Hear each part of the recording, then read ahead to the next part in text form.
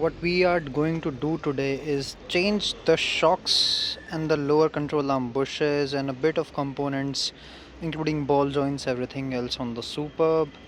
Why? Because I've been a polo driver and that thing drives like a car. This thing drives more like a sofa on wheels. So I've chose a set of shock absorbers which are known to be a little stiff than the OEM ones. So that is the reason why we are doing this. The very first thing, break the bolts loose of both the tires. So the wheel has been removed. Me in my flow forgot almost everything that I have to create a video. So the only thing I did is 10 millimeter, which holds the bracket to the ABS wire and the brake hose. Secondly, there is one thing which is very important. This is your headlight level sensor, which is supposed to be tied from the bottom on a 10 millimeter. I opened this up, and then we have a M16 with a 19 millimeter, which goes across the shock, which I opened. And there's one more thing I'll show you after it comes out. It's called a spreader tool, which helps you to release the knuckle from the shock. Here is our special tool. This is called a knuckle spreader. As you can see, what it does is I've grinded one side of a bolt, so it can enter the knuckle without much fuss, but as soon as you rotate it, it will spread the knuckle open. And as soon as I did this, you can see the shock has gone down a little. So it is a very easy way to release the shock from the knuckle. Ideally, Volkswagen makes one tool which is called the spreader tool, but it's very easy. A bolt and a grinder. That you have to remove your cowl top, one clip, two clip, and a rubber strip. And if done carefully, you can pull the whole cowl top back and up, slide it out, release it from the, and it's that easy. I just pulled the shock out in a very clean manner just because of this thing. So that is how it works. It just spreads the knuckle enough to clear the shock. So shock is out here. Putting the ring compressors on, and I changed these top mounts most probably 6 or 7 months ago, and on that day I was not in a mood to shoot a video, so I just worked it out, and now it's the time for shock. Everything out. Look at the condition of shock absorber which came out.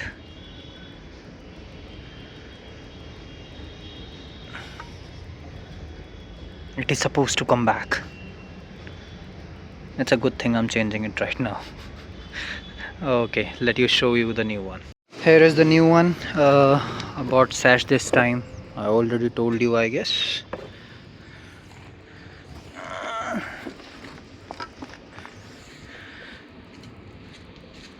A little bit of cutouts are different. Apart from that, everything else seems to be same. Yeah.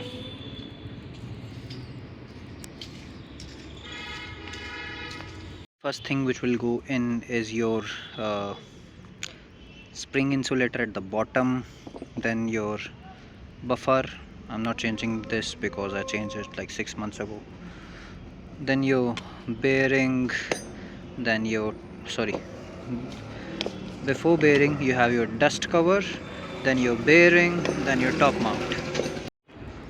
But before any of that, you need to compress the shock completely inside. I'm struggling it with one hand right now, at least 4 or 5 times to. It's a twin tube design, so they say the gas pressure needs to be in the second tube. Is there no O-rings or a place to get leaked? That is the reason why we do it. I cannot verify that, but it's a practice, so I do it as well. The shock assembly is ready.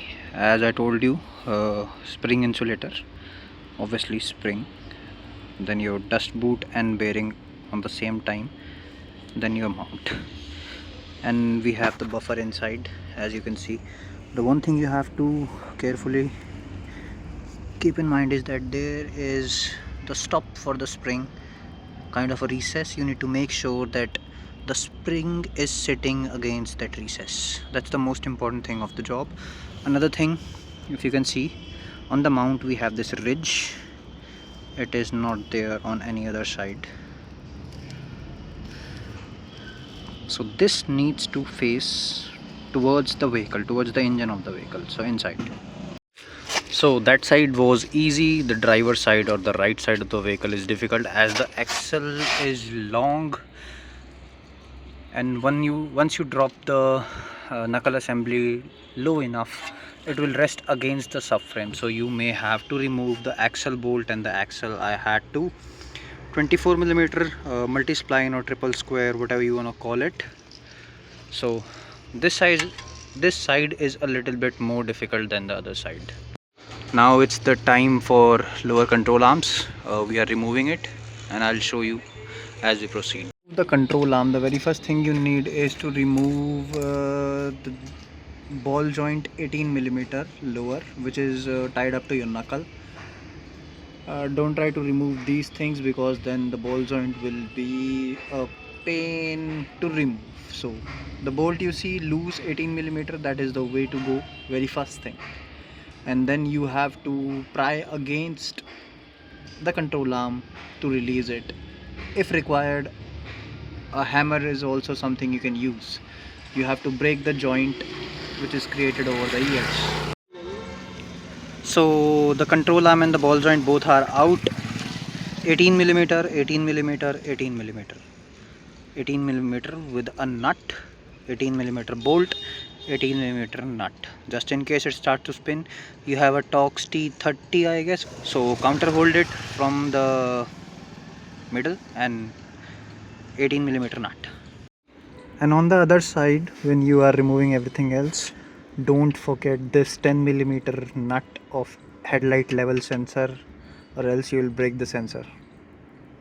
Ending the control arms for bush replacement along with the new bushes. So lower control arms are out for bush replacement. By the time lower control arms will come back, I have to replace the steering bellows. So for that we need to open the steering end, and it will mess up your alignment, no doubts about it. Anyways, I have to get alignment done, so roughly eyeball the number of threads left so that at least you can reach the alignment shop. So the new boot is installed on the rack with a ring clamp. I always use ring clamp as they are removable, and just in case you want to change, it's much more easier to remove the ring clamp as compared to the crimp clamps. Sorry, and I have to say that it's a task in itself to like install new steering and boots while the rack is still on the vehicle. I don't use a clip at the front, I just use these ridges to lock the boot, because most of the situations the boot only experience a tear while it's stretched, and if it's not tied up from here, it's not gonna stretch that much. So it's just a ridge, it can slip past that ridge and protect the steering as compared to when there is a clamp here. So the control arms are back. When you are getting new bushes pressed, you just have to remember one thing. You see this marking and this marking on the bush, they both need to align. That is the only thing you need to keep in mind while having new bushes. That one doesn't have any orientation. And we have to torque down the lower control arms while the car is on ground, which is not possible because of the clearance. We don't have the clearance until unless you have a pit, or there's another way that you have to measure the edge of the fender to the center of the wheel hub, so that you can measure that point distance and create the same distance while the car is on jack by jacking up the lower control arm a little, so that you can torque down the bolt number 1 reference. You can have that reference in the video. I have already mentioned it, which is the bolt number 1. Why? Because when the car is jacked up, your lower control arms go down because it's unloaded at this time, and the bush is here. which is a rubber bush with a metal insert. And if you torque them down in this position and then put the car back on its wheels, the lower control arm will go like this. And your rubber bush are going to be in tension 24/7, even when your car is stationary. And we don't want that. So we have to pull the lower control arm in the position where it's supposed to rest most of the times, like parked, and then tighten this thing down. So it will like increase the life of your suspension components. To be precise, your rubber bushings, lower control arms. So keep that in mind. It's important. So time for the new ball joints as the control arms have arrived. So very first thing, ball joints in, tightening them sufficient because once the control arms are installed, the access to these are restricted. Coincidentally, another Superb, that's mine. This is my friend's. Needed the same work at the same time. So we had a different approach this time. We just installed the shock on the top as everything is changed. Apart from the spring, we pulled the complete suspension leg aside, including the axle bolt and everything else. And honestly, this is a much better way. Somehow I feel like his car is experiencing an oil leak. Yes, so no issues that can be addressed, most probably an oil pan. But I had a chance, so it's good that I can tell you the better ways. Pulling the whole suspension leg aside is a much better option as compared to doing one component at a time, because when the leg is out, you have much more accessibility to the things which are not that accessible while they are on the car. It's just about the matter of accessibility. Everything gets better when you have better access to the components.